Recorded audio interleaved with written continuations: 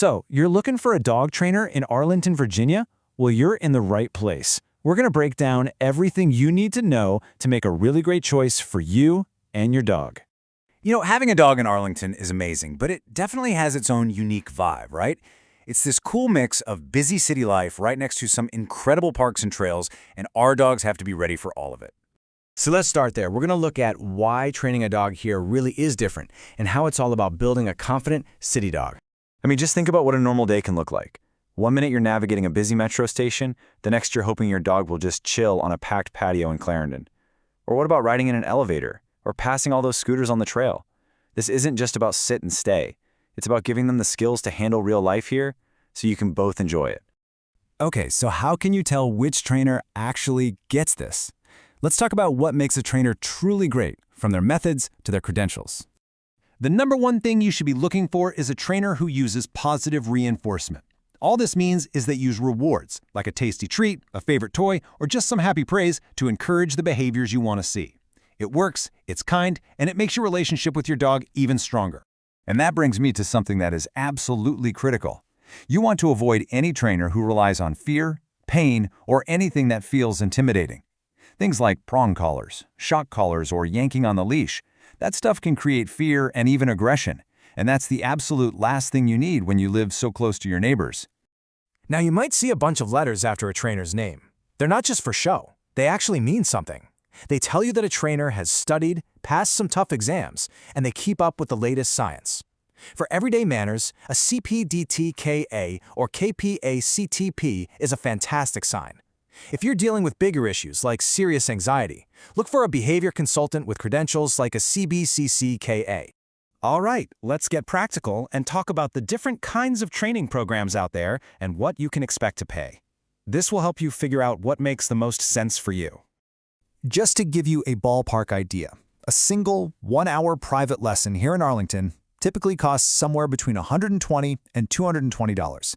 That's a good starting point to keep in mind when you're looking at different options. So here's how it usually breaks down. Group classes are awesome for teaching your dog to focus when there are other dogs and people around. Private sessions are perfect for tackling things that only happen at home, like barking at the door. And then you have board and trains, which are much more intensive and are usually for bigger behavior challenges. So, which one do you pick? Well, if your dream is to have your dog relax with you at a coffee shop, a group class is where they'll learn how to handle those distractions.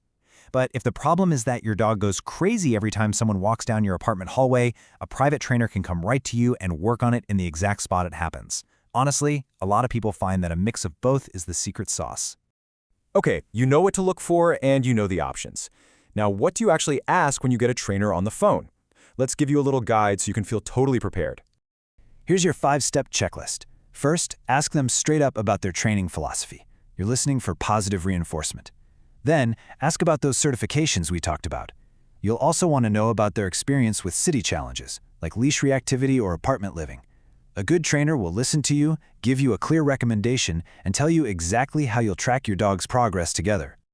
And finally, once you've got this great training under your belt, let's talk about where you can put it into practice around town and how to make sure you're doing it legally. There are 3 big rules you just gotta know. First, Arlington has a leash law. Unless you are inside a designated dog park, your dog needs to be on a leash and under your control. Second, that rabies tag isn't optional. It has to be on their collar. And third, there are rules about excessive barking, which is something good training can really help with. So when you get to that point where you want to work on skills like recall without a leash, the only safe and legal place to do that is in a designated dog park. Shirlington is probably the best-known one around here, and it's a fantastic spot.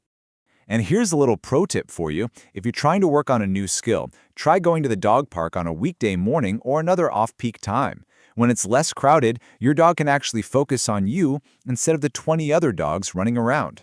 And for practicing your on-leash skills, you've got so many great options. The Mount Vernon and 4-mile run trails are perfect for practicing polite walking around joggers and cyclists. And a more low-key spot, like the Bon Air Park Rose Garden, is just beautiful for practicing things like settling calmly on a blanket. And really, this is what it's all about. Training isn't about having a perfect robotic dog. It's about having a happy, confident partner that you can share your entire Arlington life with. Good luck with your training. Finding that right person to help you really pays off. A well-behaved companion just makes everything better.